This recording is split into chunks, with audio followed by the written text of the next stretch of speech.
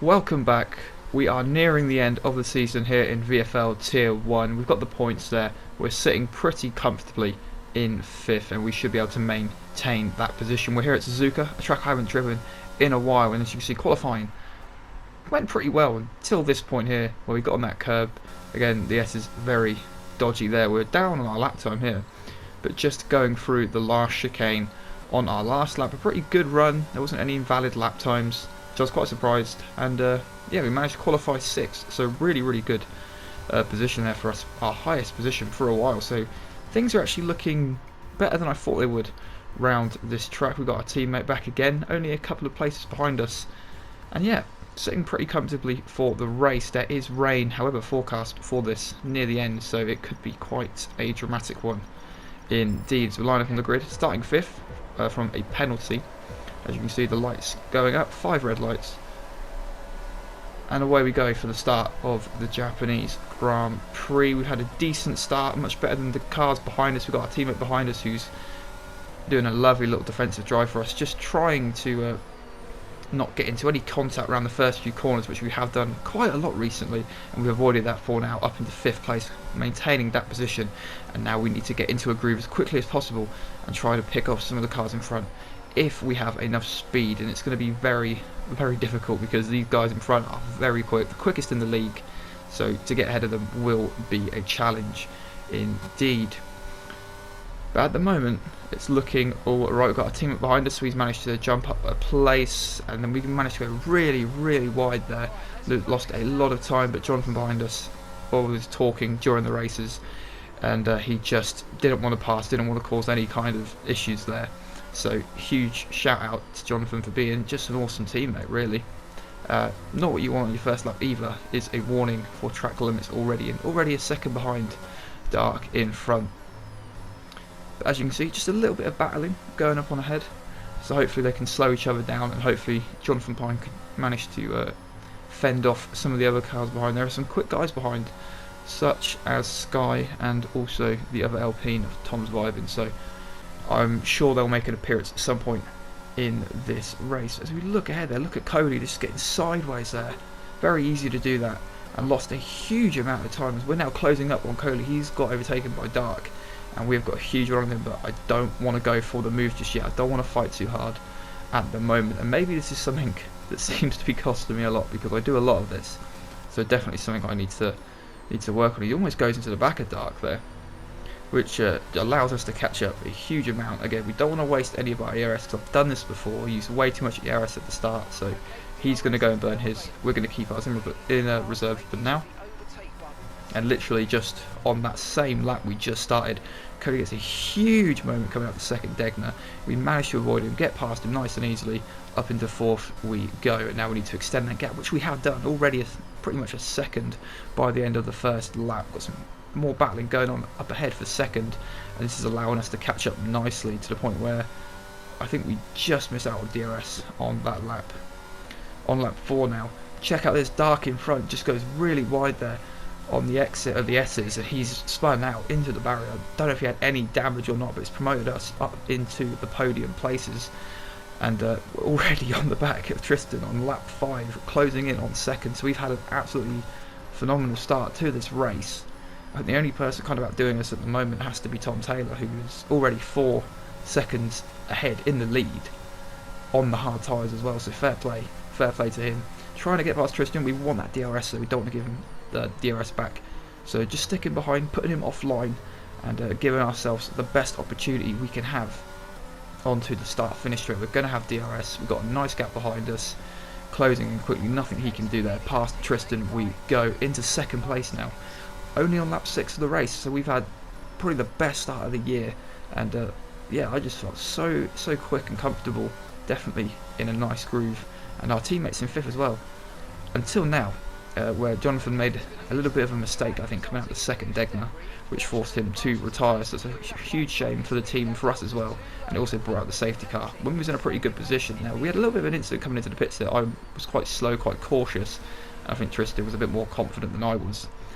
Kind of budged me a little bit from behind, and ultimately having a really slow stop, slowest stop we've had of the whole season, and ultimately that does allow him to jump us in the pit lane as well. So we've lost out to Tristan now. We're down to third, so that's a bit frustrating. But yeah, it's one of those things. Tom up ahead in the lead has a 5-second time penalty, so that's speeding in the pit lane. That's what I was trying to avoid. And only a couple laps later, the safety car has come back in. We are now in third on the hards, maybe going to the end. Really depends if the rain does fall down or not. You know that it will, because it's literally in the thumbnail.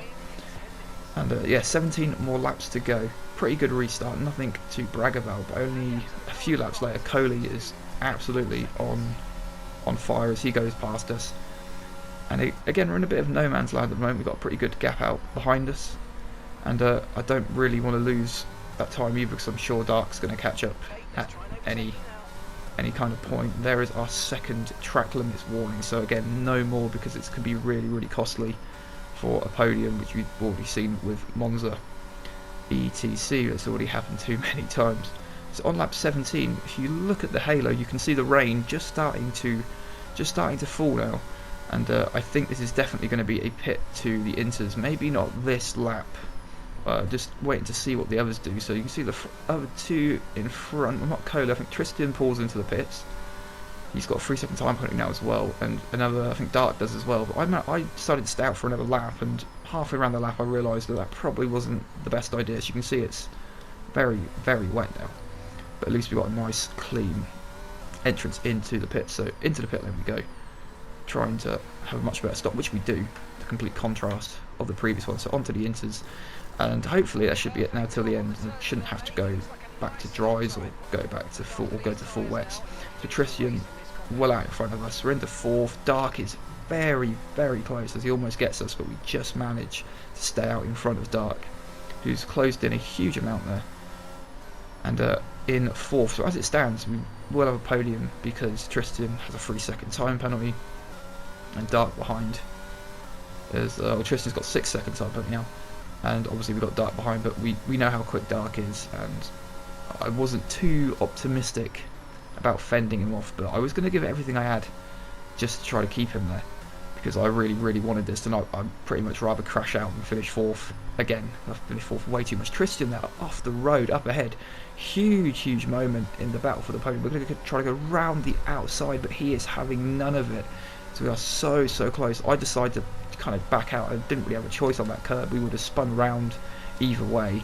So luckily, not crashing out definitely made a little bit of contact and allowed Dark to catch in. So this fight is getting very, very fierce. As you can see, the top two are kind of just driving away at this point. On lap 23 now, I really feel like I need to get past Tristan. I feel like we can get past him, but he actually hits the wall there, the pit entry wall, and somehow avoiding damage, which I don't know how, but fair enough, I guess. As you see, we've got a huge run going down into turn 1, but yeah, I don't want to go for it in there into turn 1, especially with the conditions like they are right now, because we're all going to die and it's just not worth it. Now this is where it gets interesting on the penultimate lap. Just look ahead, there is a car that's out of the race. Tristan hits the back of said car, and I think Coley did as well, so Tristan has now got damage and we have to get past now, otherwise we will get overtaken by Dark, and that is just not an option at the moment. We are off the track, side by side, overtaken. We just managed to get past, just managed to squeeze past, and I think Dark has a much easier job of it than we did, but it's okay. We're up into third, but we need to defend off Dark really badly. Here is a replay of the move, literally on the grass, on the curbs, in the wet. That could have ended so badly for all three of us. But yes, Dark is 3 tenths behind. Coley now, his gap has absolutely shrunk, because I think he must have hit that car as well, and we have a huge moment here, almost losing it. That could have been absolutely disastrous. I decided not to fight Dark too hard though, because you know there's no point. We need to get Coley in front. He has wing damage and we can definitely get him, so even if Dark gets past Coley, I can follow him through maybe and just get a third place. I'm happy with that. But yes, time is running out. Last lap of the race now. We really need to get this move done with as quickly as possible. As you can see again, Coley losing a huge amount of time just going through the second corner, as we're looking for, well, any kind of opening, and this is where he's going to be really slow, really vulnerable and I think really it depends how Dark gets past, and almost hoping for just a little bit of contact really by both of them that's going to allow us to sneak both through. I'm looking side by side going into the Degners. I don't want to look for any move there. I really don't want to risk that. I think Dark just backs out of it as well. I thought he might have went down the inside there, but nope. Now side by side again, coming up to the hairpin. This is as close as it gets on the last lap of the race. Coley's going to go up the inside. He's on the curve and he goes into Dark, allowing us to slip through up in the second. It's absolutely dramatic. I can't believe what I just witnessed on the last lap. Huge stuff here. Here's a really bad replay of it. But yeah, huge drama for the championship as well. Two championship favourites and another one out in the lead. So Tom's got a ridiculous lead for like 16 seconds. We're obviously not going to catch him, but honestly I don't really care. I'm happy to finish second, our first podium since the first race of the season. And yeah, there's been a huge amount of just struggle and bad luck, so it's really nice to finally be able to see some luck go our way. Circumstances might have not been great for others, but it did make a good video, and it did make, well, it's good for us. That's all I can say.